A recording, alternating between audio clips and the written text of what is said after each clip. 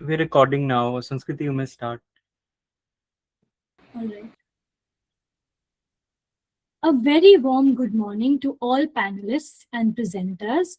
We extend a hearty welcome to our esteemed chair, Dr. Santwana Santosh. Dr. Santosh is an esteemed fellow at the Center for Comparative Literature, School of Humanities, University of Hyderabad. I, Sanskriti Kapoor from the Department of English, University of Delhi, with my repertoire Shreya and technical assistant Swastik, will take you through this session.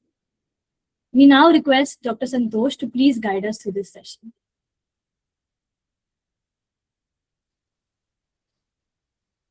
Hello, greetings to everybody present here. Warm welcome. On behalf of the Center for Folk Culture Studies and Center for Folklore Studies and Research, I'll be chairing the session today. That is the panel session 3B, and it is scheduled to be held from 11 to 12:30. Yeah. Today we have, I think, 7 presentations in this session. And last minute addition has been made, and we have another. I will introduce all the papers and presenters. All right, so we have 8 presentations, I assume? Yes, ma'am. Yes, ma'am. All right, so you may introduce the first speaker, please. All right, ma'am.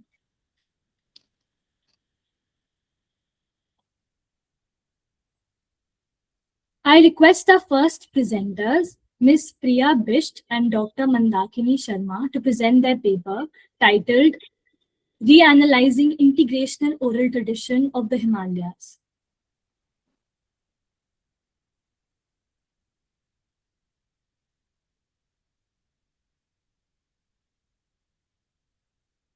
Am I visible and audible? Yes, ma'am. Good morning, respected scholars, faculty, and the researcher. My name is Priya Bisht, and today I invite you to the journey with me to the Himalayas, not just as a landscape of snow, peaks, and rivers, but as the living archive of memory, music, and identity. Dana kana mein buran fuli, gaad gadera savan jhuli. I'll translate you for you this song. In the hills, where the blossom freely grows, rivers and lakes in the silence flow. This is not just a folk song, it is the heartbeat of Uttarakhand.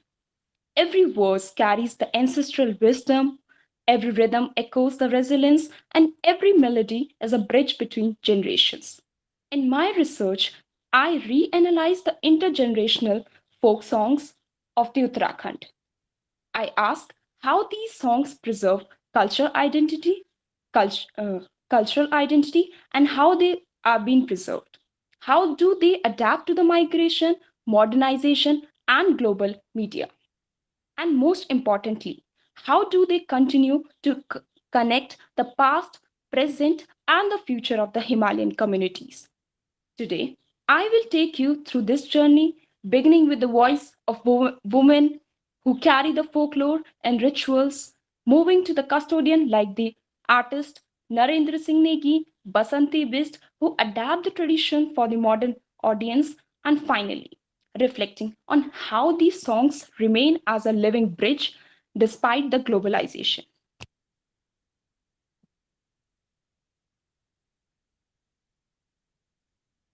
Uttarakhand, known as the Devbhumi, the land of gods, is a sacred Himalayan region where the grains of soil and every snow peak is believed to hold the divine presence. But beyond its spiritual aura lies a vibrant cultural treasure, folk music, and oral traditions. These traditions are not frozen in the time. They live in the agriculture, ritual, festivals, marriages, and social practices.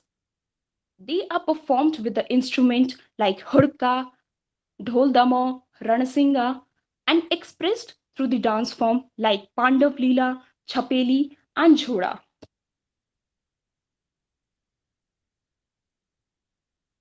This is the conceptual flow of the intergenerational oral folk tradition, that how these folk songs create in helping the cultural identity and helps in making the social memory for a particular community.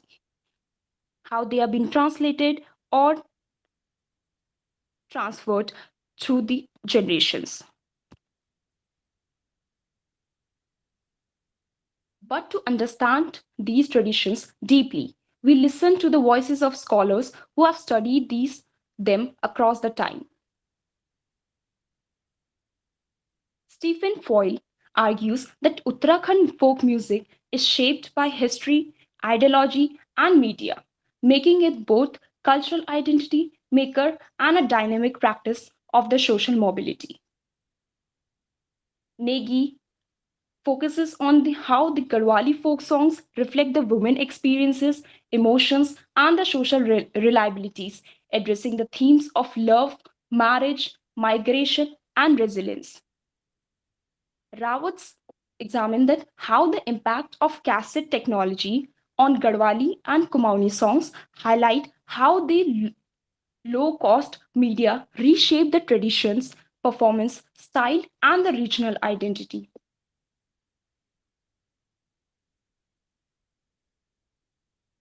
Building on this foundation, I designed my own framework, looking closely at the artists who are the custodian of memory.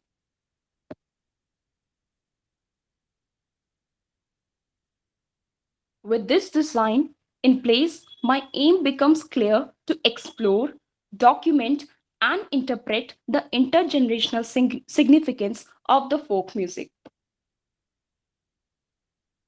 where my specific objectives are to document these local traditions and to translate them for the future generation.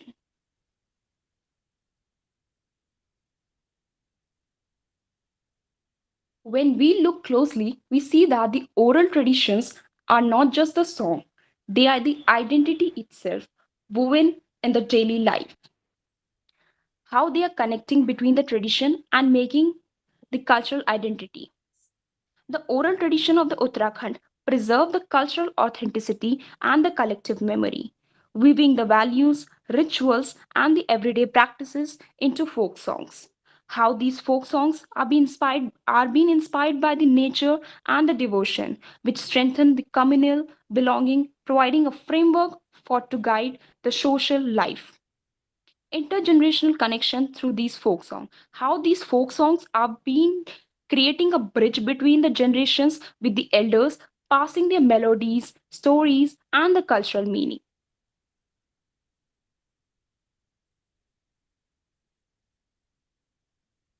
And how these songs are being impacting the current generation.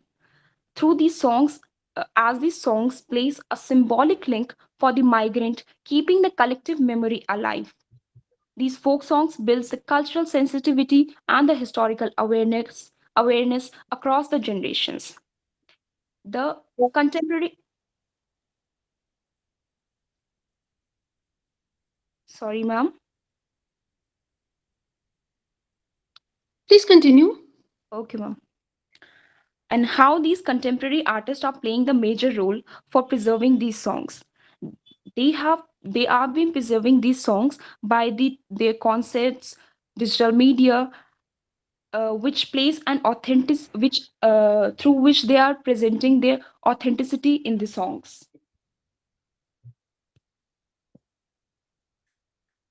To feel this more vividly, let me share you a folk song on echo of belonging that carries the fragrance of the rhododendron and river. This is one of the documented folk song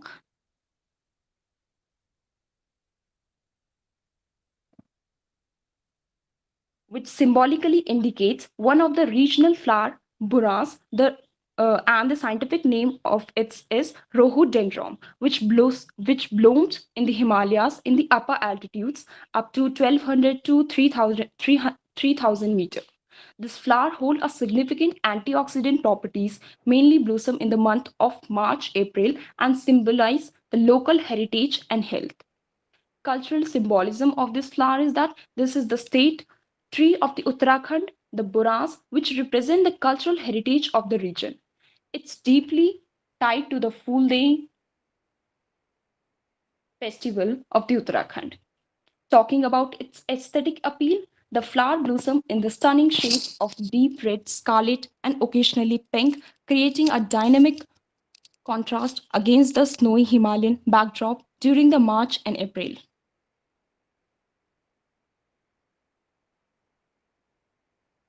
You can see the key details of these flowers, the significance, appearance, habitat, the uses, and the health benefits.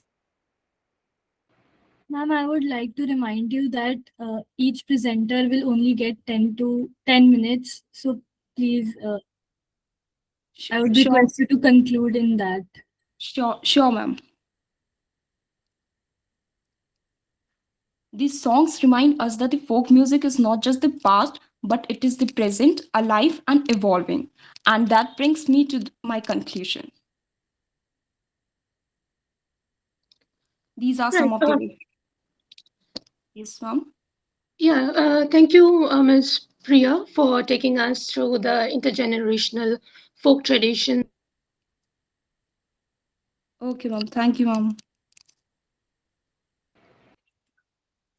Now, I would like to invite our next presenter, Mr. Jamal Ahmad, who is a PhD scholar from EFLU, to present his paper, Orality, Ritual and Collective Memory, Community-Centered Knowledge System in India.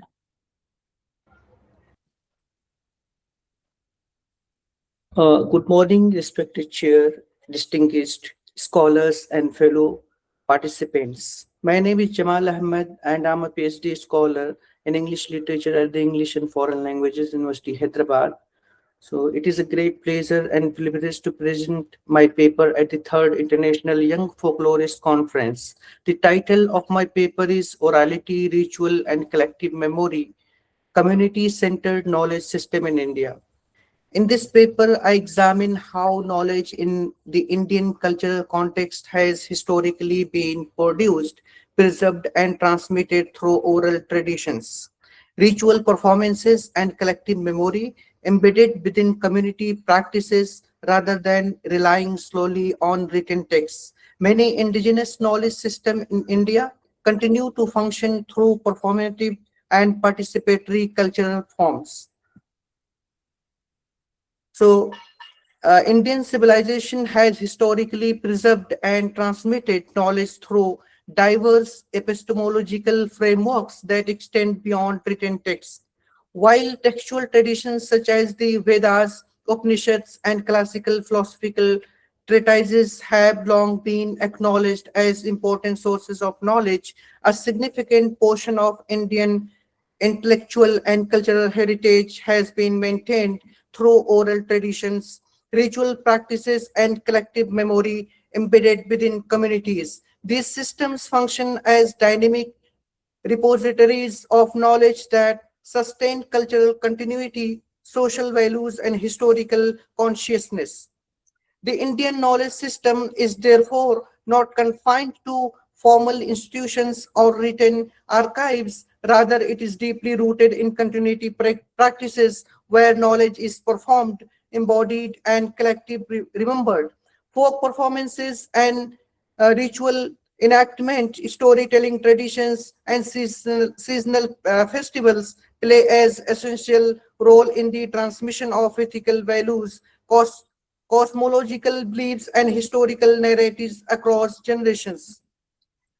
This paper examines the epistemic significance of orality, ritual, and collective memory as foundational elements of community-centered knowledge system in India.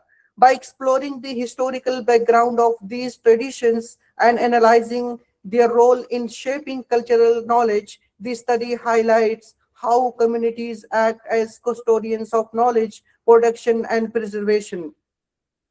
In India, orality, ritual, and collective memory function as a community-centered knowledge system where traditions like folk songs, tales, and ritual preserve cultural identity and transmitted knowledge across generations. This system emphasizes performative knowledge and oral narratives as primary authentic modes of history and meaning, particularly among indigenous communities.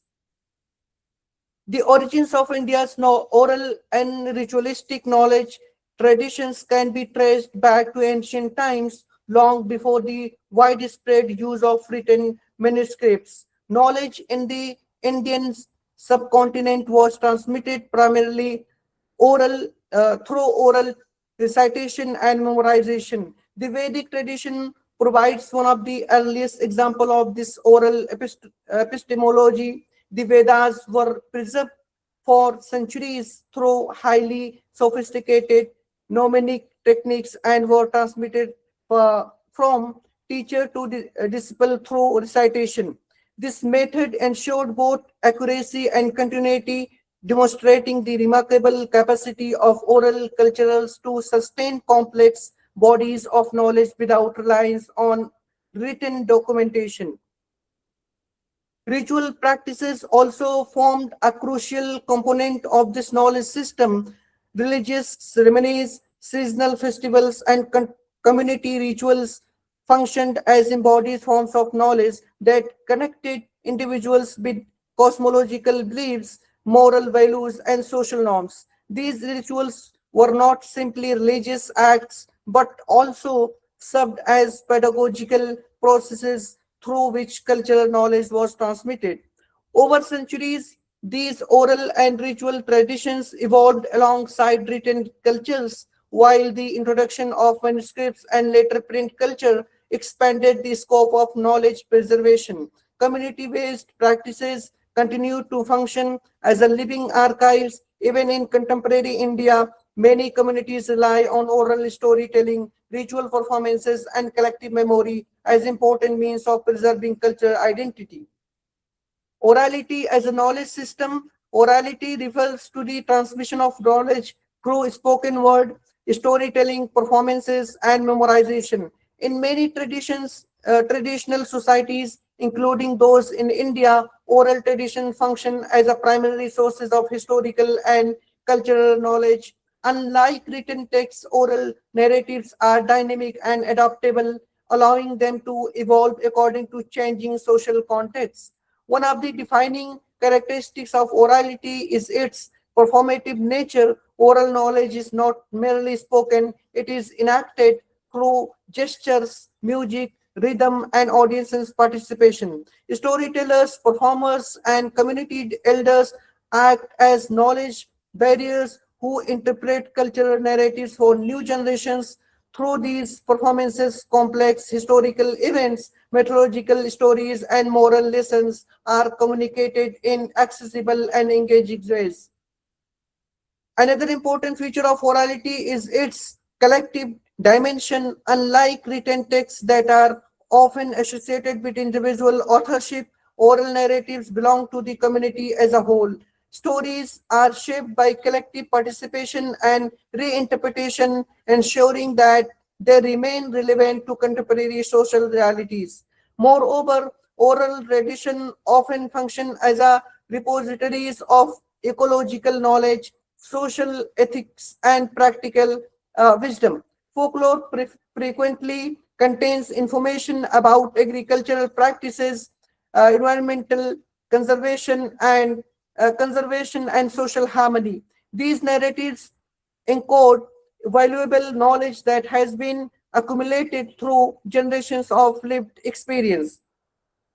Ritual as embodied knowledge. Ritual practices form another important component of community-centered knowledge system in India. Rituals are structured sequences of symbolic actions performed within religious, cultural, and social contexts. They function as embodied expressions of collective beliefs and values.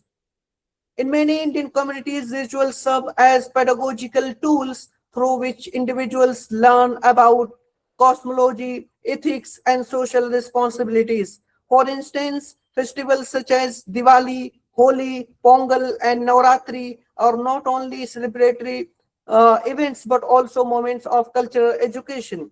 Through participation in these rituals, individuals internalize narratives about divine forces, seasonal cycles, and communal relationships. Furthermore, ritual performances often integrate multiple forms of knowledge, including music, dance, drama, and visual symbolism. Many folk theatre traditions in India, such as Notanki, Tamasha, Jatra, and Pandavani, originate from ritual contexts. These performances blend entertainment with spiritual and moral instruction, demonstrating the close relationship between ritual and artistic expression. Collective memory and cultural continuity. Collective memory refers to the shared recollections of historical events, cultural narratives, and social experiences that are preserved within a community. Unlike individual memory, collective memory is constructed and sustained through social interactions, cultural practices, and communal narratives. In the Indian context, collective memory plays a crucial role in maintaining cultural continuity. Communities preserve their histories, their storytellings, festivals, rituals, and performances. These practices enable societies to remember their past while This is your simultaneously. reminder that you only have a few minutes to conclude. Okay, ma'am. Okay. So, the last point is community-centered knowledge systems. The integration of orality, ritual, and collective memory forms the foundation of community-centered knowledge system in India. Unlike modern institutional knowledge structures that emphasizes written documentation and specialized expertise, community-centered system rely on participatory practices and shared culture experiences. So community-centered knowledge systems also emphasizes the interconnectedness of cultural, spiritual, and ecological knowledge. For example, agricultural rituals often incorporate ecological wisdom about seasonal cycles and environmental sustainability. Similarly, folk narratives frequently convey lessons about social harmony, respect for nature, and ethical conduct. I conclude here my paper. The study of orality, ritual, and collective memory reveals the richness and complexity of community-centered knowledge system in India. These traditions demonstrate that knowledge can be transmitted and preserved through multiple medium beyond written texts. Oral narratives, ritual performances, and collective memories function as living repositories of knowledge wisdom that sustain social identity and historical consciousness. In contemporary times, the significance of these traditions extends beyond cultural preservation. They offer alternative epistemological frameworks that challenge the dominance of textual and institutional knowledge systems. By recognizing the value of community-centered knowledge, scholars and policymakers can develop more inclusive approaches to cultural heritage and education. Ultimately, orality, ritual, and collective memory highlight the profound relationship between knowledge and community. They remind us that knowledge is not merely stored in books or archives, but lives within the practices, performances, and memories of people. Preserving and studying these traditions is therefore essential for understanding the diverse intellectual heritage of India and for sustaining its cultural vitality in the future. Thank you. Thank you so much, sir. Excuse me, Sanskriti, before we move on, Yes. shall we hold the questions for the end and discuss later on? Ma'am, actually, Rusha ma'am requested us to open the questions at the end, but if you wish to ask, Yeah. So we shall hold the questions for the end of all the presentations. Yeah. we will have questions in between the sessions. No, we'll have it at the end after all the presentations, and then we'll later discuss about it. Yeah. All right. Yeah. Yes, ma'am. Also, please ensure that the presentations stick to the time allotted. Yes, Yeah. exactly. Continue, please. This is a reminder again that the presenters that all presentations should finish within 10 minutes. Thank you. All right, you may call upon the next presenter. Yes, ma'am. Next up, we have Miss Monali Kakoty, a research scholar from Pilani, to present her paper, Binary or Continuum, Rethinking Liminal and Liminoid in Bhaona.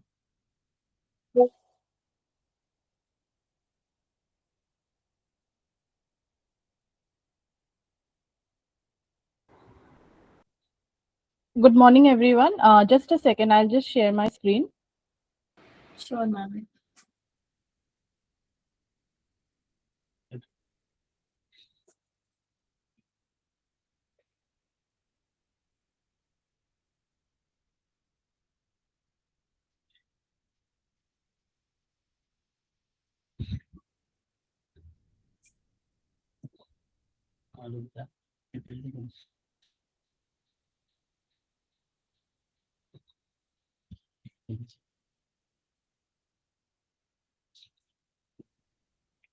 I hope it's visible to all. Yes, ma'am, it is Please visible. continue. Yeah, okay. A very good morning to the chair, faculty member, and scholars. My name is Monali, and I am a PhD scholar at the Department of Humanities and Social Sciences at Pilani. The title of my paper is Binary or Continuum, Rethinking Liminal and Liminoid in Bhaona. In this paper, I study how Bhaona, a 600-year-old traditional theatrical form of Assam, has spatially expanded beyond its traditional spaces and thereby its implications on its form. Bhaona is a nearly 600-year-old theatrical tradition of Assam, founded by Srimanta Sankar Dev in the 15th century. It emerged as a part of his larger Vaishnavite movement. I think you can also see the picture. Here in the picture, we see that these are the performers, and Bhauna is a very majestic enactment of mythological narratives drawn from sacred texts such as Bhagavad Puran, Ramayana, and Mahabharata. And these stories and performances often foreground the theme of victory of good over evil. The performances are not merely dramatic representation, rather they are devotional acts, and Bhauna is interspersed with narrational, devotional songs, music, dance, and stylized movement, all following a very distinctive style of staging that has been preserved across centuries. So this is a performance, that a traditional performance taken in the traditional space. So traditionally, it was staged within sacred spaces such as the Satra, which is a Vaishnavite monastery, and the Namghar. Namghar is a community prayer hall of the Vaishnavite community. So traditionally, as I have mentioned, the Bhauna functions as an act of worship and offering. It is found in the Namghar, which I have already talked about, that is the prayer hall. It is a consecrated sacred space and a daily place of worship for the people. In this setting, the performance is purely devotional in nature and the audience participates as congregators rather than spectators. However, today, Bhavana has evolved. It is performed in other contexts and spaces outside the Namghar. It is performed as a part of cultural event or festival, and there are also Bhavana competitions which are held. In the context of a cultural event or festival, it is staged in semi-public venues like auditoriums, theater, community halls, open fields with makeshift stages, where it is presented more as a cultural showcase than a purely devotional theater. The audience here are cultural consumers engaging with the performance's heritage, entertainment, and artistic expression. In the competition format, Bhavana moves into open fields and makeshift stages. Here, the structure becomes organized with judging and awards, like much like the other competition formats that we have or reality shows that we have. The audience here attends not only as devotees but more as viewers seeking engagement. So here I have a few pictures, so I think I'll just show that first. So this is from one of the competitions that you can see. I'll talk more about the space as well, that from my field observation. So just to understand the space Namghar as a performance area. So, as mentioned earlier, Bhaona is traditionally performed in the Namghar. The Namghar literally means the house of prayer. It is a daily place of worship, an important spiritual space of the Vaishnavite community. At the inner end of the Namghar, we have Monikut, that is the sacred altar that holds the sacred text. So during a Bhavana performance, performer, since it is a kind of offering to the divine, the performers remain oriented towards the Monikut, that is the sacred altar. And the performance takes place across a traverse performance, meaning that the performance takes place in between and remains seated on the floor at both the sides, like opposite to each other. Performers and spectators share the same floor level, like there is no separate stage made for the performance. Everyone sits on the ground, and there is no separate, I have already mentioned this, that this arrangement aligns with with ideas of Victor Turner's liminality. Now coming to one of my field observation. So this observation comes from a Bhaona competition that I attended this very year in Sibsagar district of Assam. This event took place from 14th to 20th of January, and it featured around 13 performances. And there were also prize money awarded to the troops, to the winning troops. The performances were held in the performance space was a paddy field after harvest, where a large pandal was constructed along with a 30 by 30 elevated mud platform. Here in this place, since it is a paddy field, what they did was there was no Namghar nearby, so they constructed a temporary Namghar for this particular event. The organizers followed all the traditional practices and ritual practices that is followed in the Namghar. Like you have Nam Kirtan, that is the congregational prayer before the performance. So before all 7 days before the performance started in the evening, during the daytime there was this performances, and the ritual elements such as the thapona, the sacred altar was placed on the stage, and earthen lamps were lighted. There was agnigar for the entrance of the performance. So everything was followed like the Namghar. However, the performance space wasn't a traverse here, it was an arena like structure where the audience were seated on all four sides. This clearly shows that how competitive structure of the event also coexist with a devotional framework. And so here, as I just mentioned, that the performance took place in a paddy field after harvest. So this is a paddy field, as you can see, and then there is a huge pandal that has been constructed. So I went here before the event actually started, and adjacent to this, there was a temporary Namghar that was constructed. This is in the stage, as you can see. This is the sacred altar, and then here you have the earthen lamp that is lighted before all the performance start. So each day they follow this, and this is the stage, the elevated mud stage, and here is this the Agnigar. There are 9 diyas that are lighted here, and here this the competitions, and the audience were seated on all four sides like an arena-like structure. This is little unlike the one that happened in the Namghar, which is traverse staging.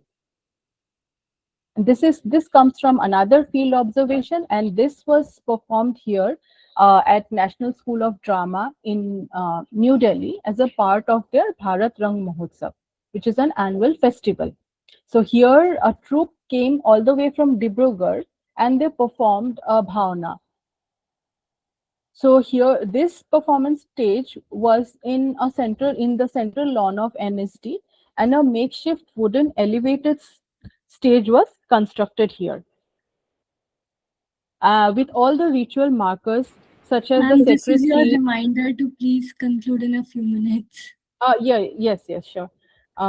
This is the, as you can see on the left side, that these are the singers, and there is, I think it's not very visible, but the sacred text was placed, and there was also a oil lamp that was lighted.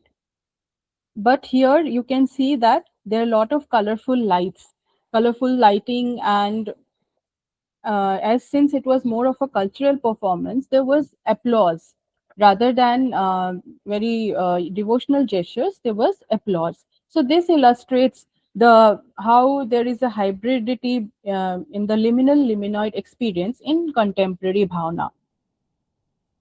This is also another this thing from the same event here at NSD. So here, in my conclusion, I would like to say that Bhaona shows the presence of both liminoid and liminal features. The liminoid features appear through modern organizational structures, as Bhaona is now held in competitions, festival, and cultural events. The performance space shifts from sacred space to auditoriums, open field, raised stages, etc. And the staging becomes more audience oriented and often very addressing a very diverse audience. Also, there is a greater emphasis on cultural visibility and outreach. At the same time, important liminal elements continue to persist, like the devotional framing of the performance remain integral, ritual practices, symbolic markers, sacred orientation. So therefore, liminoid framing does not erase liminality. Instead, both the dimensions coexist. Hence, Bhaona is neither a liminal nor a liminate, but a continuum between the liminal and the liminoid. So that's all. Thank you, everyone. Thank you so much, ma'am. That was a very interesting paper. Thank you. Our next presenters are Dr. Santosh Kumar and Shilp Mandir from Banasthali Vidyapeeth to present their paper, Konu Jha in Maithili Folklore, Critical Thinking with Humor, Hasya Ras to address daily life problems.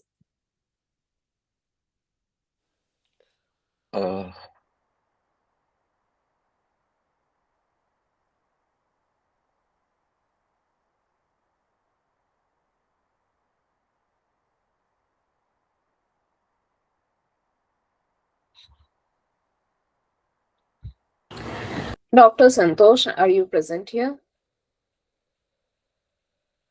Hello.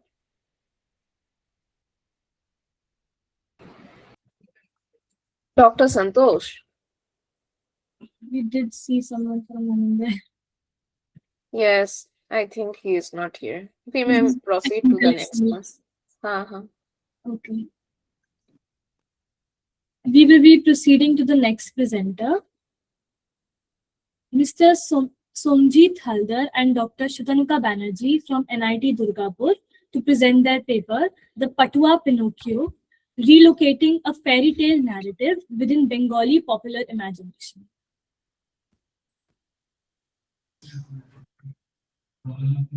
Good morning. Am I audible? Yes, sir.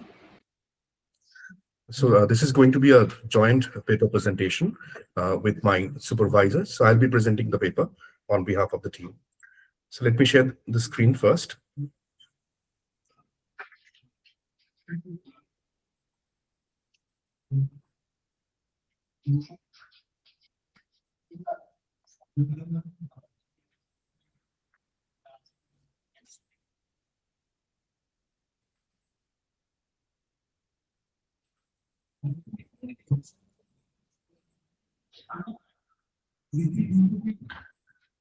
Is the screen visible, ma'am?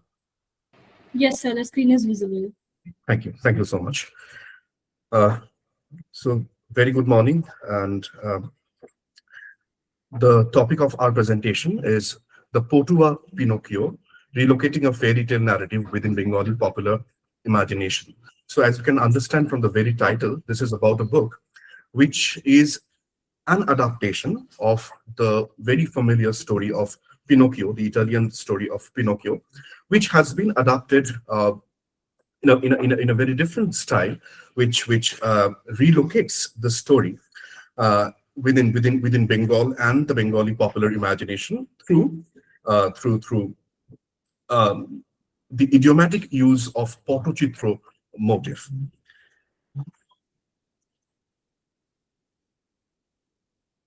So what is happening here, as you can also find on the screen, we have two illustrations, one from the very first edition of this book, Pinocchio that is, that is by Carlo Collodi, The Adventures of Pinocchio, which was published in the year 1883. So you have the original illustration from the book, and we have the Portua adaptation of this character, Pinocchio, and you can understand the difference in terms of clothing, in terms of the ornaments that the character is using. So, of course, the narrative is traveling. It is traveling across culture. It is traveling. It is going beyond frontiers. So when it is being adopted within this Potocitro framework, many changes are happening within this process of textualization. So this presentation is going to talk about that, how this transformation is taking place. So in this book, Carlo Collodi and Sharma Chitrakar. Carlo Collodi is the author of the original story, and Sharma Chitrakar is the illustrator. But what is interesting, that Sharma Chitrakar is not only the illustrator here, she is also the co-author, a collaborator of this process. So I'll also talk about this text-image relationship later. So this creates a cross-cultural dialogue, Italy to Bengal, cross-cultural dialogue between European literature and Bengali folk art. Now, what are the objectives of this study? To examine visual interpretation through Potocitro aesthetics, to understand the hybrid interaction between text and image. We'll be keeping in mind the idea of intertextuality for sure, and then to analyze mythological symbolism in the adaptation and to discuss questions of authorship and artistic agency. Now, what is Potocitro? Those who do not know about Potocitro, it is a traditional scroll painting. It is in the form of a scroll, and it is gradually unfolded before the audience. And along with the pictures which are painted on the scroll, which is made of paper or cloth, the traditional Potocitro artist used to sing a song, and they used to indicate at the different panels in the Potocitro, in the scroll, that was accompanied by a song. So what is happening in Potocitro? There is a multimodal possibility. So you have a painting, you have a visual component, at the same time you have an oral component, and this culture also belongs to this very old indigenous oral tradition. So traditionally, what we see in Potocitro, we have noticed that there is a very particular influence of Mongol Kampo tradition of Bengal, and both in terms of the content and also in terms of the form, because it talks about the wrath of God and also the blessings of God at the end. But it also deviates from this narrative traditions and incorporates the local narratives, incorporates contemporary stories as well. So the Puranas, the ancient stories, the legends, the folk elements, the traditional indigenous knowledge system, and also contemporary events. And then the scroll is gradually unfolded to reveal the story. But this act of presentation, or this act of representing the performance of Potocitro is not restricted to this performance alone, because it is now diverse. It is also trying to explore other avenues possible. So what you can see in the picture on the screen, we have a kettle beautifully painted with Potocitro motifs, right? So in contemporary merchandising, in t-shirt, in umbrella, ceramic elements, and also garments, masks, we see many Potocitro motifs. So it is going into other commercial path, commercial venture. Potocitro is essentially a sequential art. You move from one panel to the other. The performer, or a Potua, indicates at one panel, and then he or she moves to the next. So which brings it very close to the modern idea, not very modern, it brings close to the idea of a graphic novel or comic book, where also you move from one particular block to the next block, one particular panel to the next panel, right? And in a comic book, everything is not stated. In a graphic narrative, everything is not stated. There are many things not stated or covertly stated in between, which we call this closure. So it creates a hybrid. This book creates a hybrid between this folk scroll art and this modern idea of graphic narrative printed in the form of a book. So There are amalgamation, there are conversations of multiple forms, multiple narrative strategies, and multiple modes of presentation in this book, which can be discussed using Mikhail Bakhtin's idea of dialogism, right? So this dialogic interaction between different discourses, we have, you can see the picture. This is one of the pages of the book, the flyleaf of one of the chapters, and it is decorated like the ancient, the 19th century storybook, children's book, right? So the 19th century children's literature, and then we are mixing elements of Bengali folk storytelling tradition and also the medium of Pottochitro, Indian iconography. So many things are coming together, and they're creating a dialogue and creating a polyphonic narrative space. This text-image relationship, which I mentioned earlier, is very interesting because the illustrator, Sharma Chitrakar, is not restricting herself only to the words which have been narrated by Kalo Kolori. Right, so the words are getting different dimensions. These visual motifs introduce new cultural symbolism. For example, I have two pictures here on the screen. One is from the Kalighat, the famous Kalighat pot, right? The cat eating a lobster. And a similar image has been recreated here in this book, a cat holding a pigeon, right? So you can find the similarity. So this image, though it is not directly linked to this particular culture, in this process of adaptation, it keeps referring to a broader, a wider readership. Now, as we are talking about this amalgamation, coming together, conversation and dialogic space, we cannot keep aside Homike Bhabha's ideas of cultural hybridity, right? So in the process of mixing so many things, coming in contact so many things, what is happening? This cultural hybridity is being produced, and within this body of the text, a third space is being created, which is a marker of this cultural negotiation. The Potua adaptation of Pinocchio can be seen as a reflection of this third space. So on the one hand, you have this European literary narrative rooted in European culture, and then you have this Indian, or in a broader way, South Asian folk aesthetics, which creates a very interesting hybrid. Now, I'm not going to explain in detail what this iconography connotes, because we don't have that much time, but it is very clear from this image, from this representation of this image, that Sharma Chitrakar aligns with Indian iconography, right? She draws from Puranas, she draws from the existing stories, the Indian knowledge system, right? So the universe of Indian knowledge system, she's drawing from that, and also she is adding some local elements as well, the idiom or the metaphor of Pottochitro style. Now, what is interesting in this text, and you know the Pinocchio story, right? Pinocchio is a notorious child, but in the adaptation through the picture, what is happening? Pinocchio is not only a notorious child, Pinocchio is also representing some moral qualities, right? So as we talk about the child in India, right? The child is nutcut, the child is notorious, at the same time, the child is a reflection of the divine force. So through the illustration, Sharma Chitrakar is adding this another dimension to this text, which is not there in the narrative, in the written text by Kalo Kolodi.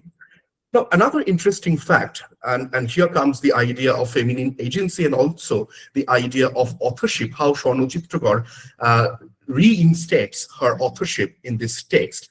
So we have this illustration here, the fairy with blue hair, azure hair, is embracing Pinocchio. It reminds us of the Yashoda Krishna relationship, also the Ganesh Janani, Ganesh in the lap of Parvati, that imagery, right? So it uses maternal symbolism, but Pinocchio grows up in a very patriarchal setting, right? His father, or the artist who makes Pinocchio, it is a patriarchal setting. But through the illustration, Sharma Chitrakar is adding feminine agency, right? And what we can also decipher from this illustration, that it is not only the blue-haired fairy, maybe it can also be Sharma Chitrakar, who is also representing herself through this self-portrait, indicating at the Pottochitro, right? So maybe it is Sharma Chitrakar who is embracing an element which is supposedly alien and making it her own, and that shows her artistic agency.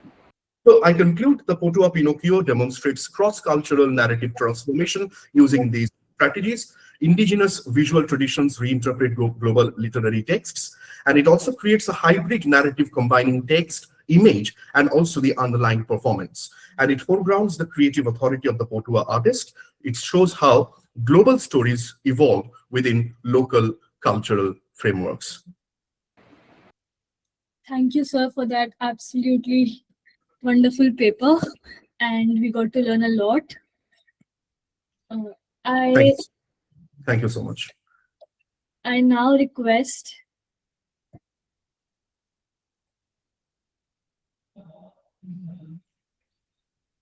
Miss Monali Kakoty from Pilani to present her paper, Binary or Continuum, Rethinking Liminal and Liminoid in Hello, Sanskriti. I request you to kindly.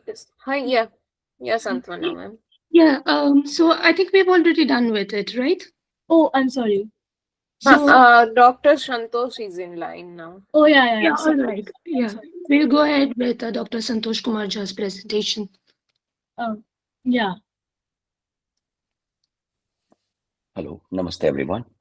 This is Dr. Santosh Kumar. My paper's topic is Gonucha in Maithili, Folklore, Critical Thinking with Humor, Hasyas, to address daily life problems. I'm sharing the screen, but I'm not here with PowerPoint presentation.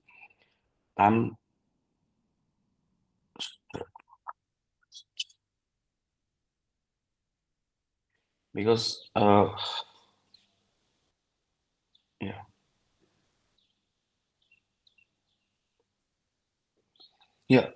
does this screen visible? Yes, sir, the screen is visible. Yes. I did not prepare PPT because the essence was killing when I started. So let me allow to work with. So first of all, I'm thankful to the organizers and the team attending. This paper is actually based on Gonucha, who was a humorist in the era of 11th century. And that time, Karnat dynasty was in the rule in Mithila region. Here, when I say Mithila region, that is representing a part of Bihar today's and a part of Nepal today's. But earlier, it was sharing common dynasty. It was Mithila dynasty, and Sita, Mata Sita is one of the known figure from. This paper actually investigates the critical thinking through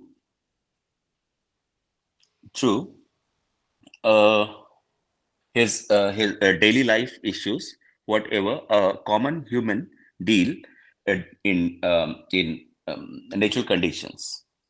So these narrations are not written, if I'm not wrong, but through oral narration system, we travel this journey of around 1,000 years at least. And first of all, we came to know through Mithila Panjis of prepared during the dynasty of Karnataka. Karnat's last king, he was actually Hari Singh. That time, a Mithila Panji system was initiated, which is still survived in Mithila as the form of Swarat Sabha. It's a marriage-based documentation system where you can find documentation evidences, and Gonucha's evidences are taken from there. Methodology, see, this is an early age, say लेकर later age तक किसी भी age के लिए गोनुचा की stories relevant होती है, and जो बच्चों की ग्रूमिंग अप ग्रूमिंग होती है, I'm sorry, I'm using bilingual mode. So I was also a part when I was quite younger, and उस टाइम से ही अपने अंकल, अपने दादी, नानी एक्सेट्रा से मैंने भी ये स्टोरीज सुनी. However, I tried myself to keep aside from researchers' biasness in this study. Further, the story and the background of Gonuja. He was a humorist in the court of Maharaja Hari Singh's grandfather, and these are few evidences of his kingdom in Mithila area. These are few remains left. Some part in India, some part in Nepal. This is one of the map I illustrated myself on the basis of evidences written through written text. So this is maybe this is not a of course geographically or scientifically very proven, but for it's only for research purposes. Post this stage, I went and tried to create a timeline with Indian other humorists like Tenali Raman, Birbal, and Gopal Bhar of Bengal, and Birbal from Delhi Darbar, and Tenali Rama from Vijayanagaram. When I, with the similar humoristic contributions on the basis of, so I started with, I found Aristophanes, first of all, then Lewins of, then Gonuja, then Geoffrey, then this further findings in different timelines. Further, few of his memory-based sculptures are established in his honor at different places. This is in the Prakhand Evam Anchal Karyalay. Next. Now, what are the uniqueness of his works? In his stories, he himself, in his short stories, better to say, um, he himself is the narrator. He himself is the author. He was a well-learned person, and as his history says, he was a Mahamahopadhyay. It was at the time of Mithila's tradition and culture. It was one of the highest adornment for an laureate that he was adorned with because of his extraordinary intelligence. Yeah. His narrative structures mostly follow this pathway based on field observations I came to know. As take yeah, his conversations in society travels like one say another, another says another, and between and used as proverb, as a short proverb to communicate or simplify or solve the criticality of the conversation to the next one. And this is the beauty of his short stories or proverbial stories, short proverbial stories. Yeah, selection of simple words and conversation friendly sentences, and one if it get started one it mostly narration begins with ek tachala gonuja. It's Maithili term, means once upon a time there was gonuja, and then a story initiates further.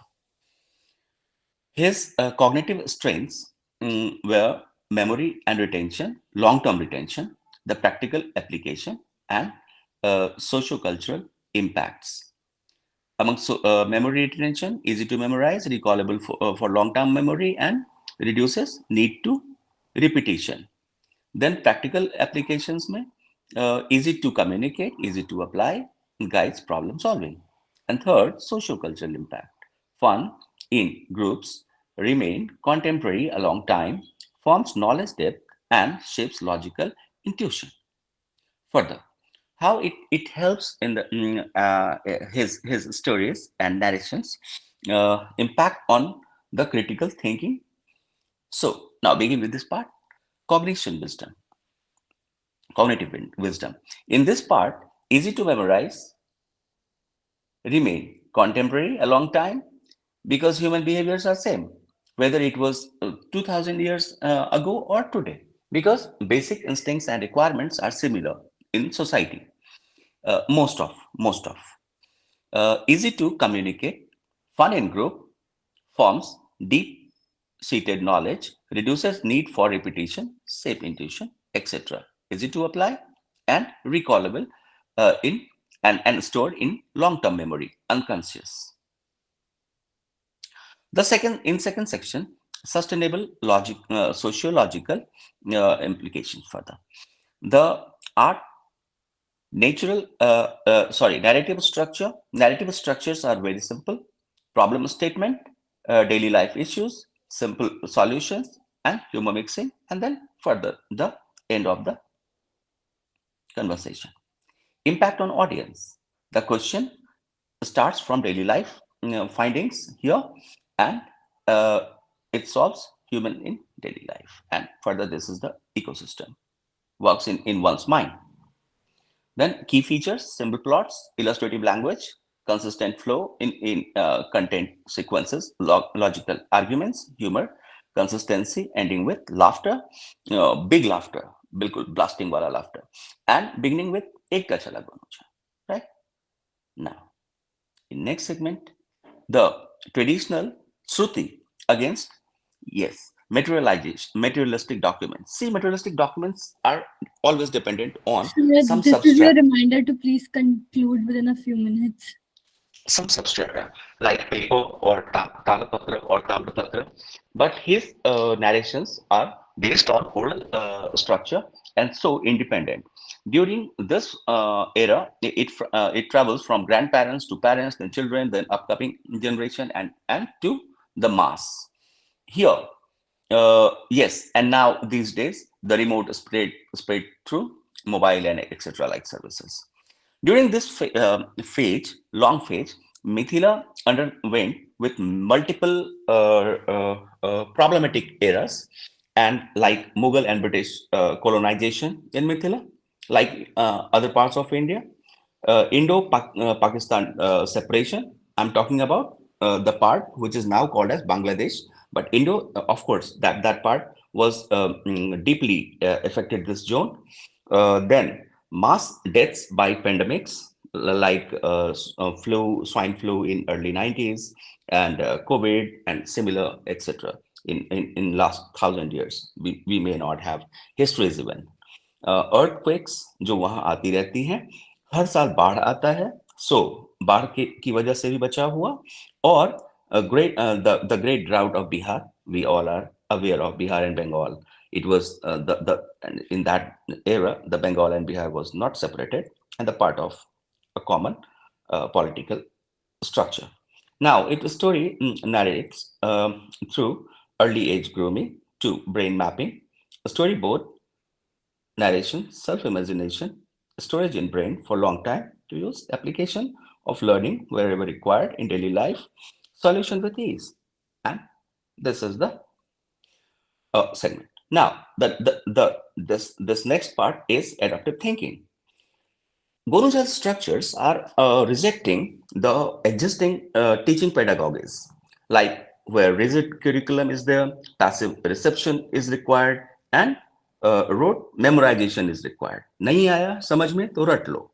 He is challenging that all around. So, what he suggests now: surrounding observation, cognitive general intelligence, then self-guided motivation to learn and resolve curiosity.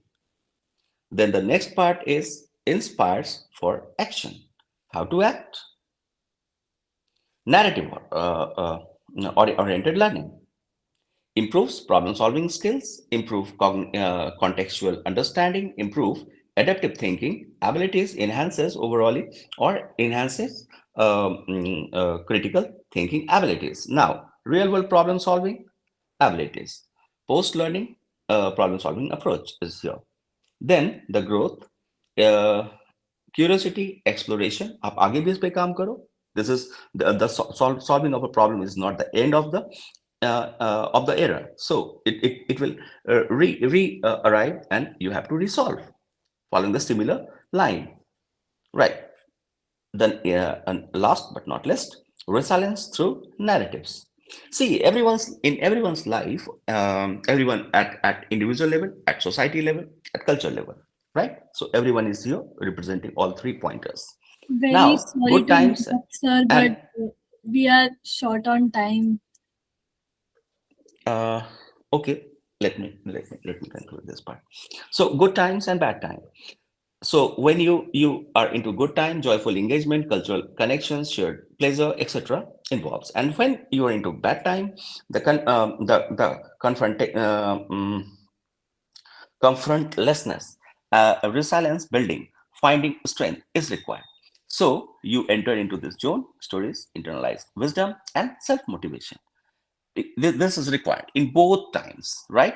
In good times to maintain the good time, and in bad times to recall or re-enter into good time, right? So through this way it helps. Now but unfortunately, very few works I have found into social arena, and so a few this kind of not this only this kind of a set of small proverbs, small liner are existing in society. This iconography I developed, one award I found 3 years ago somewhere organized, and a book of story. Yes, this form of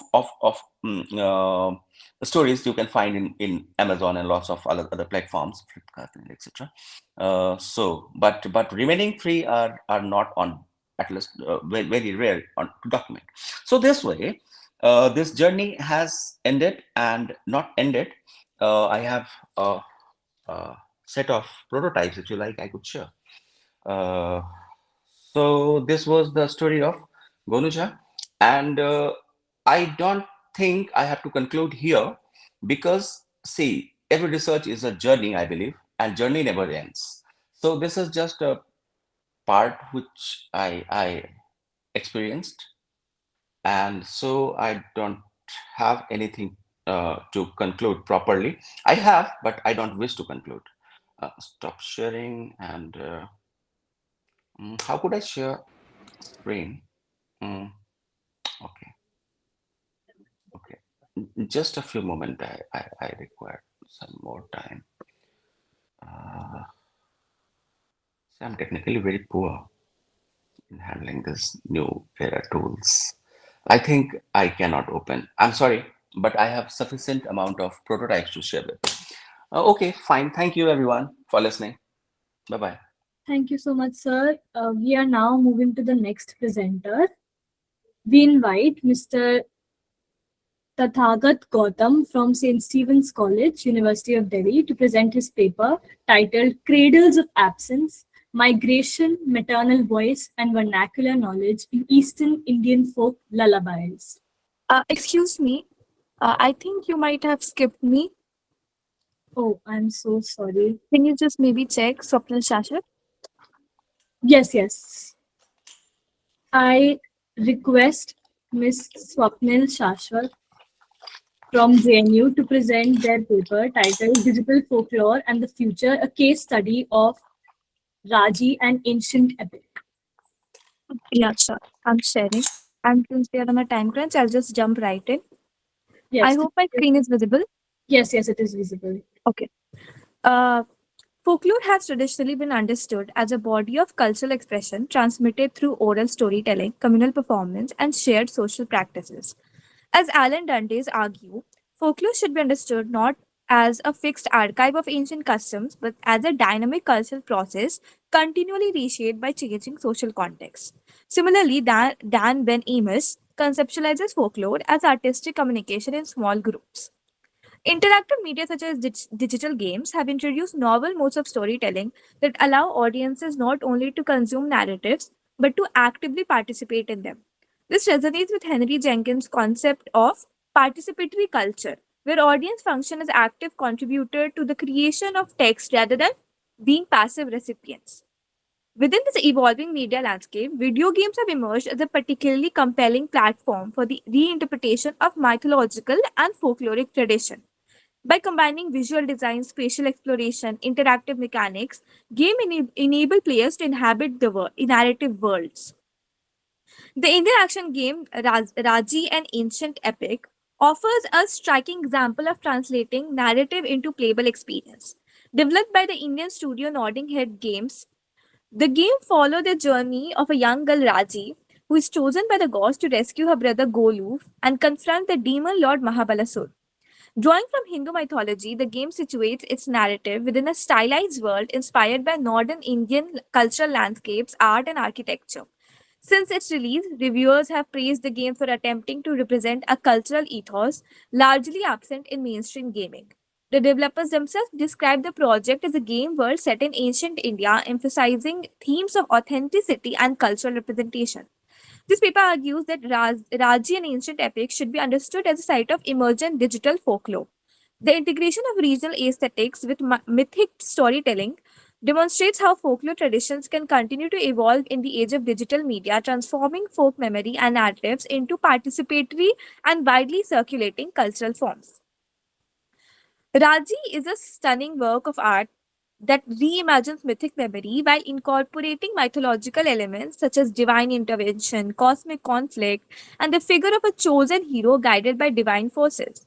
These motifs are present within Hindu mythological traditions, where the struggle between divine order and demonic chaos frequently form the basis of epic storytelling as found in Ramayana and Mahabharata. Divine presence further plays a crucial role in shaping the narration. Throughout the game, Raji receives guidance, blessings, and weapons from deities Vishnu and Durga, whose disembodied voices accompany her journey.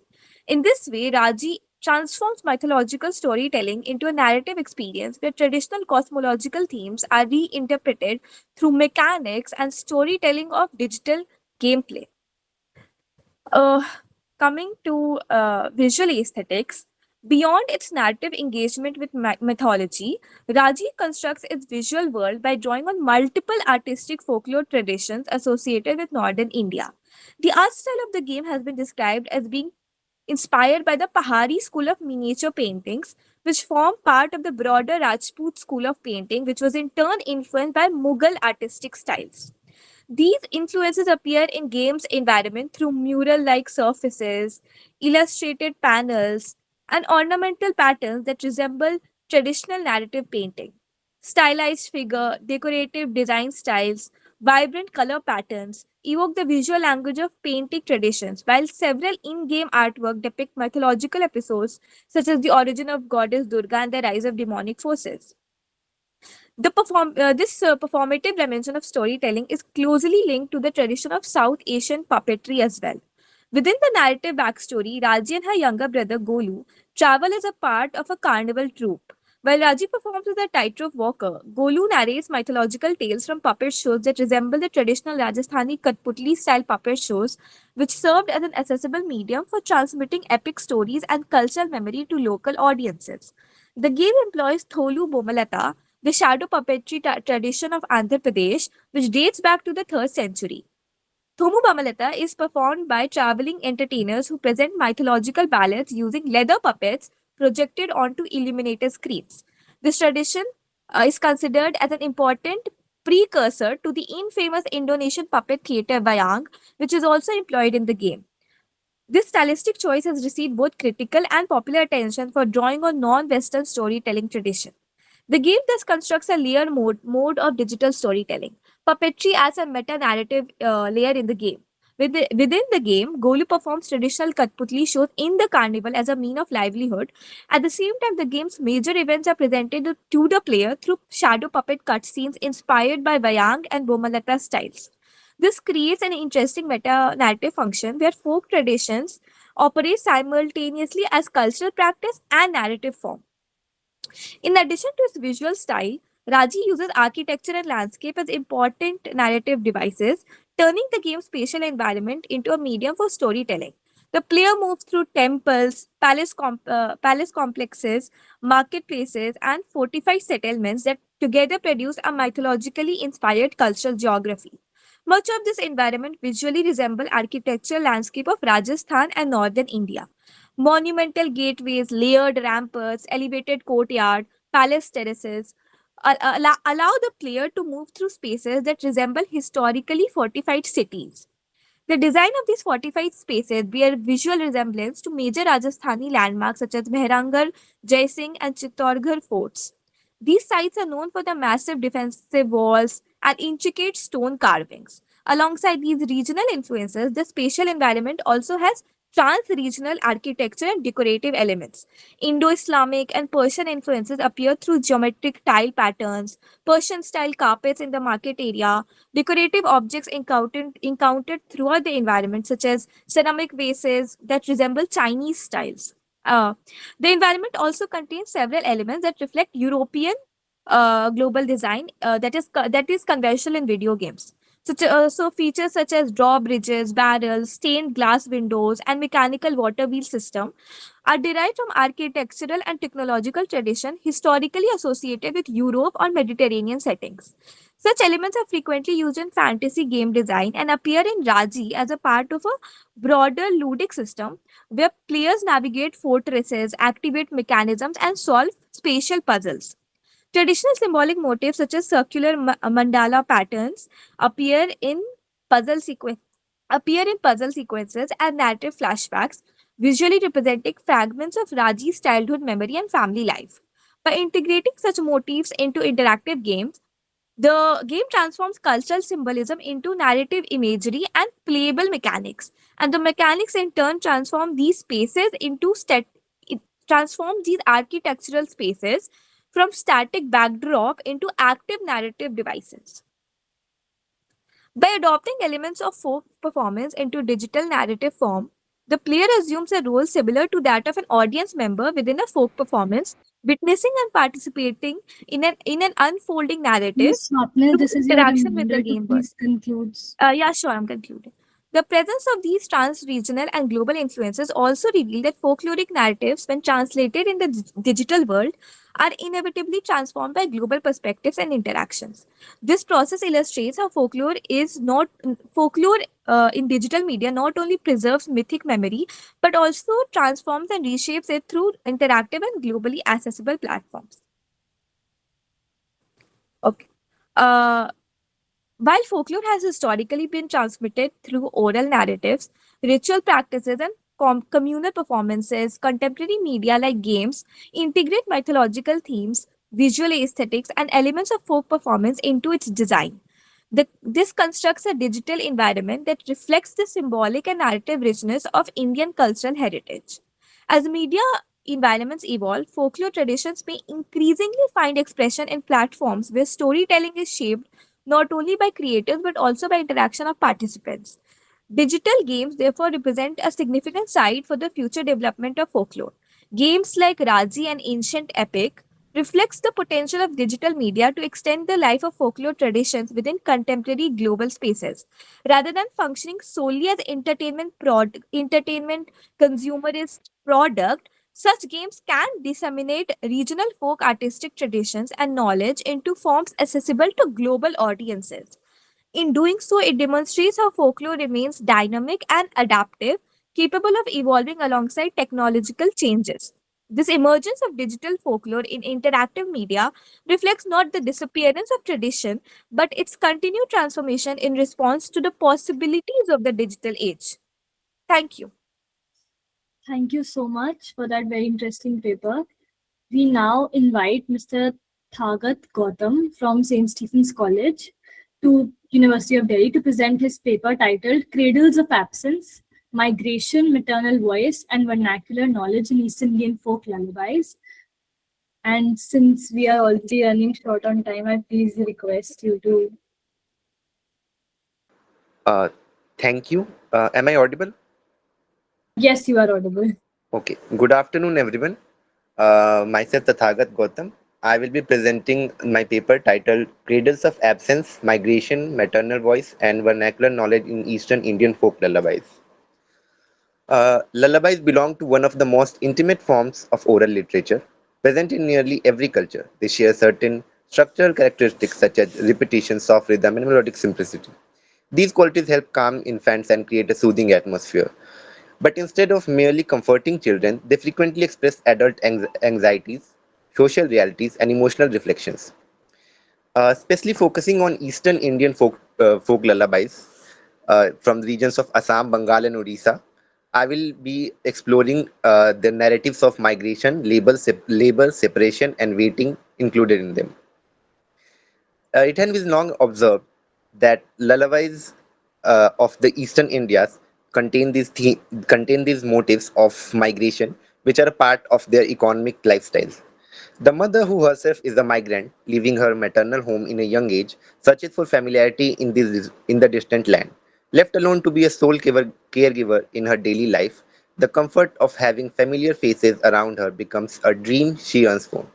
The universal thus becomes personal in these lullabies, as Moon and Sleep herself becomes relatives of the child and the singing mother. Like a Bengali lullaby translates to, "O aunts of sleep, come to our home." Here, the sleep herself becomes a relative, which might be soothing for the mother as well as the child who is searching for a social belonging. These lullabies frequently weave together imagery drawn from rural landscape, birds, rivers, field, and seasonal changes appear as recurring motifs. These natural images reflect the environment in which the song emerges, grounding them in local geography and daily life.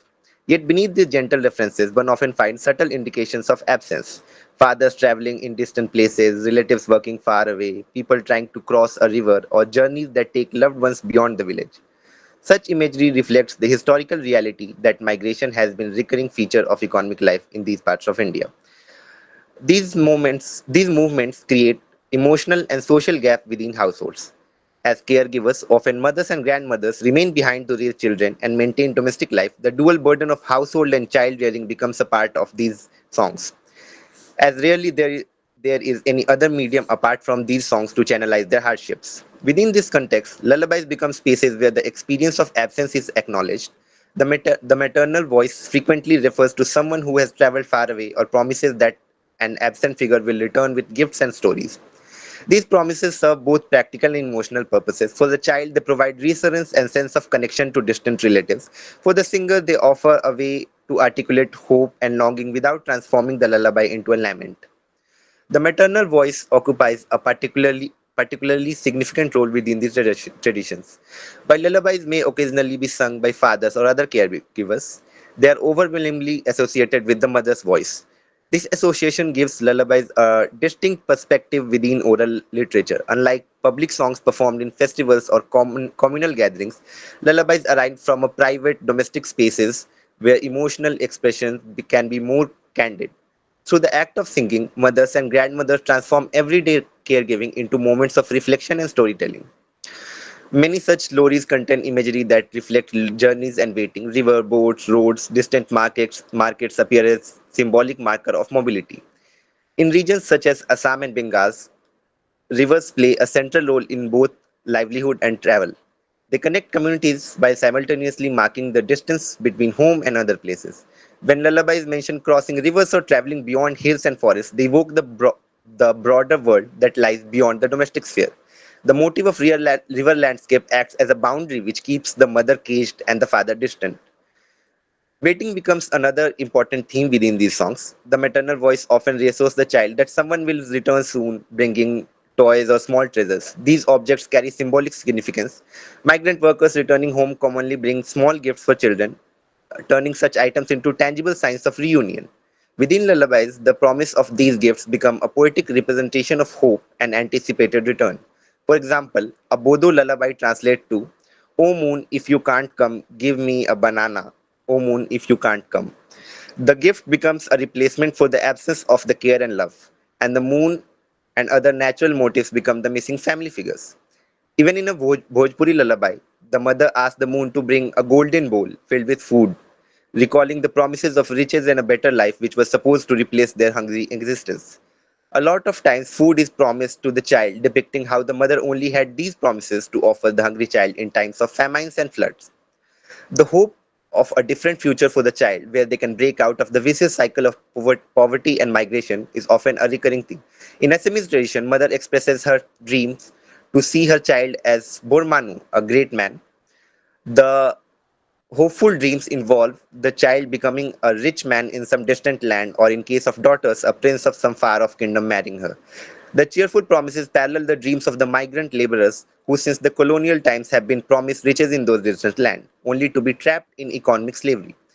The daughter is also warned of her sealed fate to be a migrant one day. The cheerful tone only provides a sense of choice which the children have in these lullabies, which their parents never had in their economic lives. The distant land also becomes a hopeful heaven with a sense of security, since the migrant communities of the East have to often migrate due to geographical changes in their native lands and rivers. Beyond emotional expression, lullabies also transmit forms of vernacular knowledge. Because they are embedded in everyday life, they frequently include references to local ecology, occupations, and social practices. There are expressions of fish preparation and agriculture. Through the imagery of fields, animals, or seasonal rhythms, children are gradually introduced to the environmental and economic context of their communities. A lullaby that mentions rice cultivation or monsoon rains quietly embed ecological awareness within the act of singing. In Kongtham, a village in Meghalaya, every time a baby is born, the mother composes a lullaby that becomes a unique identity of the child for life. Moreover, the lullaby has no words and it is just a tune, a kind of hum that only the villagers of Kongtham are able to recognize and remember. Lullabies here connect the personal with the communal, creating a unique identity within a shared social tradition. These stories also convey social knowledge about family roles and relationship, references to parents, Well, I grandparents. request you to please conclude within a Yes, few I'm minutes. almost concluding. They reinforces ideas of belonging, responsibility, and care. The concept of parents and familiar life is being depicted in lullabies of this Dimasa tribe of Assam, where it translates to father. If father did not pick Babai, mother will. The absence of the father is directly addressed here, and the mother actively takes his place to be the sole caregiver of the child. So, in my concluding remarks, I will say recognizing lullabies as expressions of emotional labor highlights the complex roles played by women during migrations. They are not only caregivers but also transmitters of culture knowledge and interpreters of social change. Through their voices, lullaby transform ordinary moments of child care into acts of cultural preservation. In this way, these stories become more than tools of sleep. They function as subtle cultural narratives that link generations, landscape, and expressions of migration within the quiet moments when a child is rocked to sleep, transforming the domestic space into a place where personal feeling and collective experience meets. Thank you.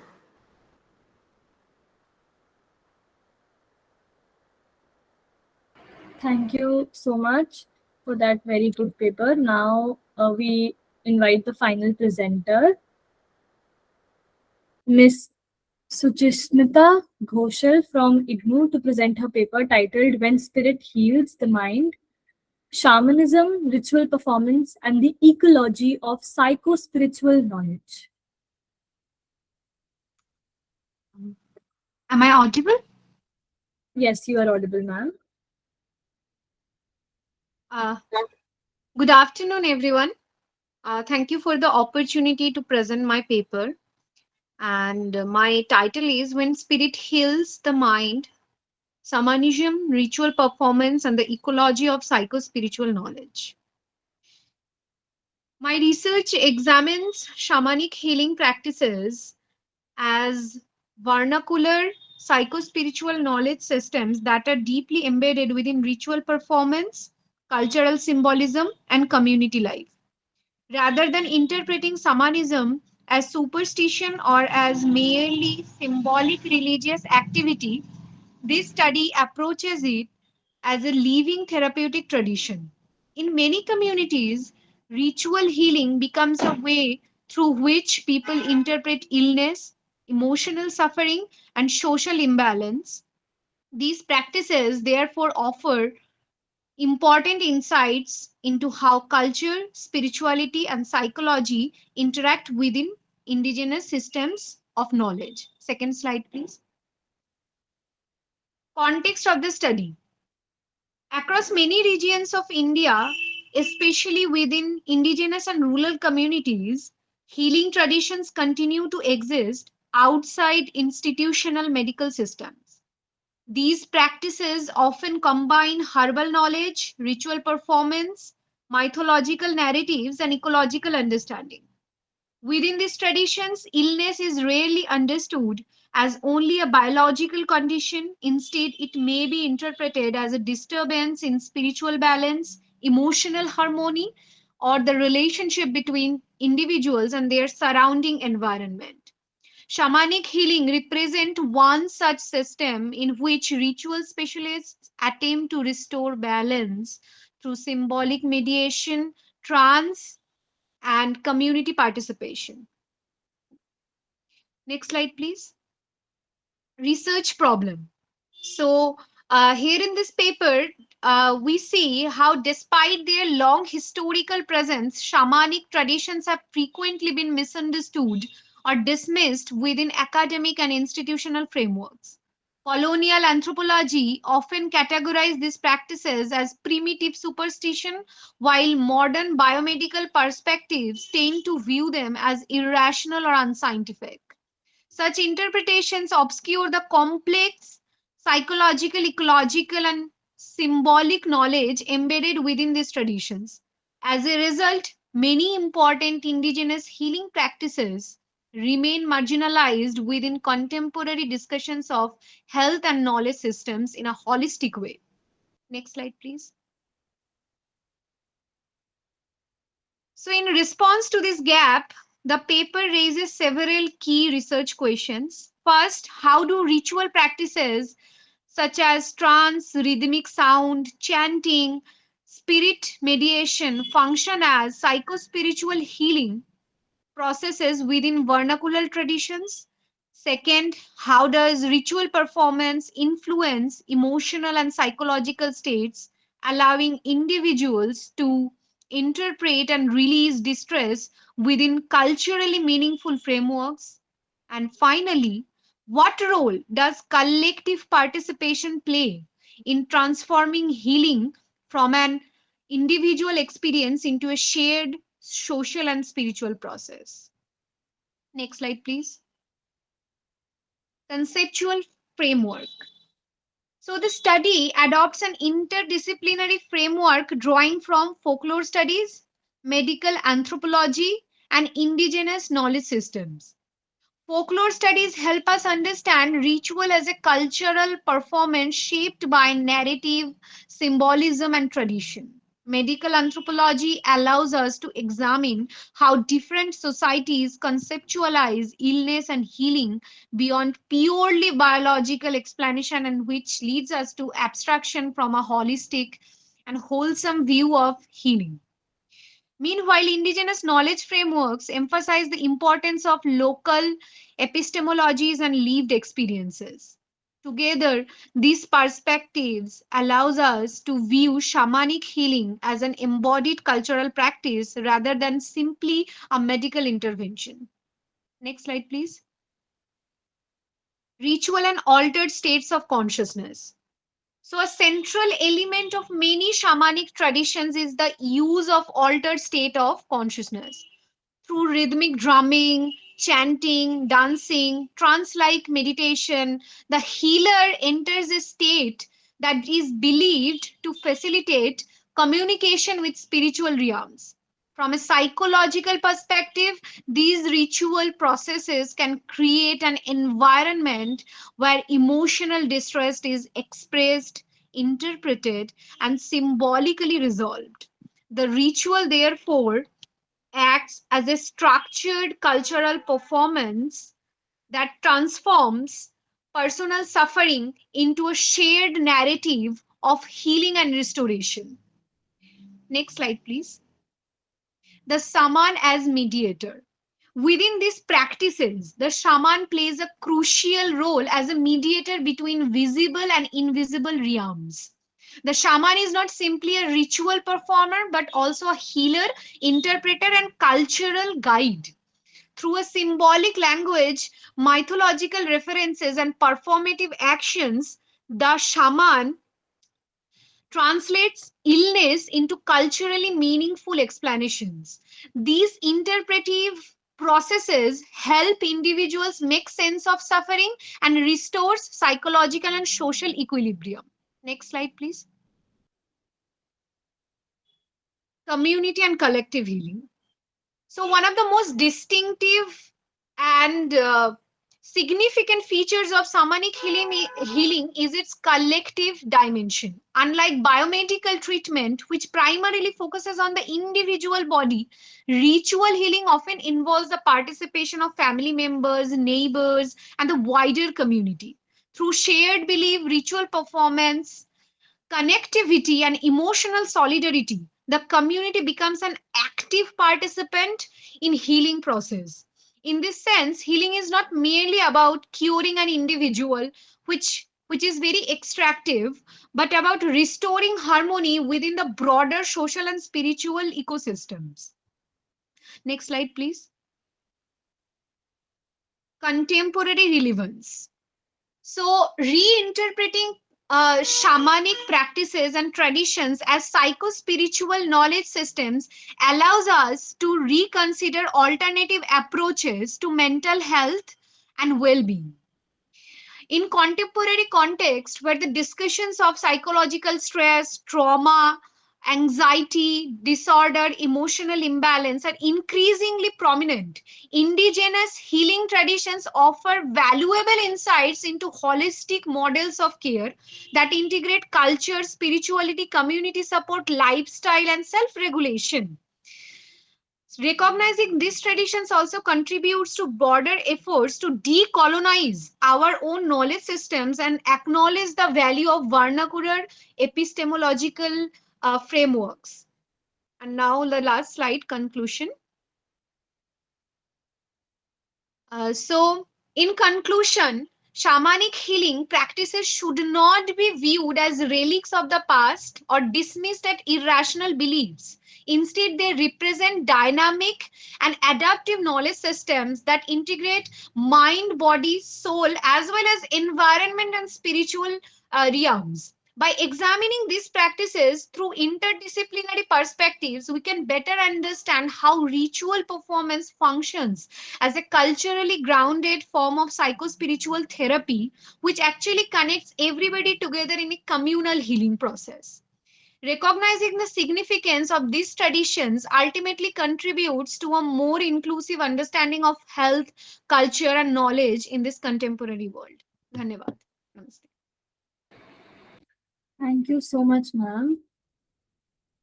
Now the floor is open for questions and comments, and we request the chair to enlighten us with her wise words. All right, we shall hold the question answer session now. Let's open the floor for discussion. Ma'am, actually, I had a question. Sure, go ahead. So, though I don't have a lot of knowledge about comparative literature and narrativity, I just wanted to ask that how is narrativity and folklore lost due to the orality of the genre, and how can we preserve it better? All right. So we are looking at folklore and narratives. We saw in few of the presentations how such expressions are channelized through orality. There is multiple existence of text, not just in terms of orality, be it performance, be it a visual culture, and so on. So coming to your question of preservation, we tend to look at it from a very participant observation point of view. But to look at the preservation, maybe we can draw the angle toward the performer or the active bearers of tradition. And also in today's day and age, when digital mediation has become a way forward, it can be considered into preserving and conserving such cultural expressions is what I think. And one of the presentations has also touched upon how the gamification of a narrative can happen. It can also contribute towards preserving such storytelling motives and aspects is what I believe. Thank you, ma'am.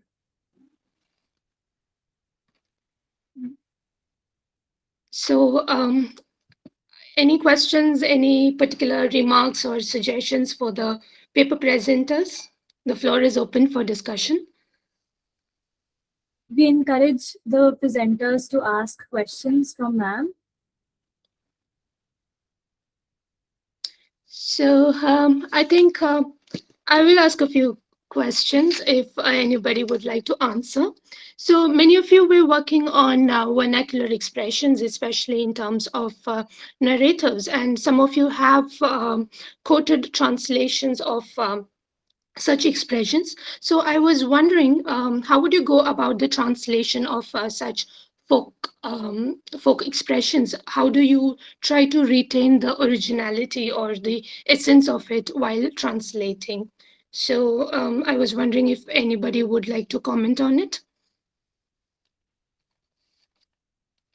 We saw the translation of folk songs in the first presentation on of oral tradition of Himalayas, especially Uttarakhand. So would you like to comment on it? How do you go about the translation? Do we have the presenters here who worked on translations? Hello, ma'am. So coming to your paper, thank you for putting it out there and sharing it to us. It's an interesting aspect to look at how humor plays an important role in storytelling, and especially when it comes to um, the expressions that you have told on Maithili folklore. So, would you like to elaborate on how did you come about the topic? Yeah, sure, ma'am. See, what I noticed, first of all, I would like to address your question, the translation, the translation. See, first of all, I have a question for you. What does this here? What is the meaning of translation? Translation means from one language to another textual language, or one language of expression to another language of expression. Yeah, we can look at the sources as a language as well as textual translation. So I would like to hear your comments on it. Yeah, ma'am, as I'm not into languages, so I could focus on translation through medium, not Sure. through text. Yeah, like uh, since early childhood, like me, or the people who the children born between this 1,000 years journey of Gonja's stories, uh, they learn and they transform the text into their psychological behavior. You can say cognitive decision making process.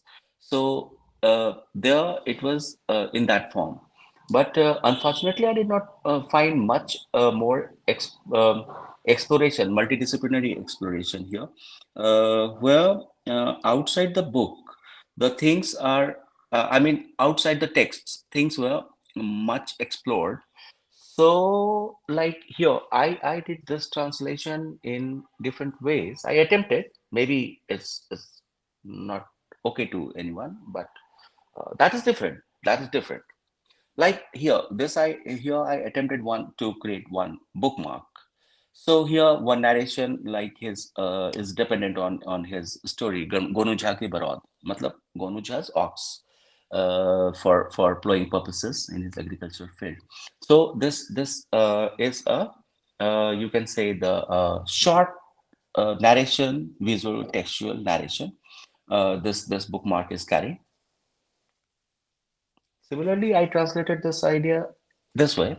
Like this is, however, आजकल तो कोई चिट्ठी लिखता नहीं, but फिर भी एक attempt है, because this is a physical medium to communicate, and what is inside could be of very private nature, whatever you put inside.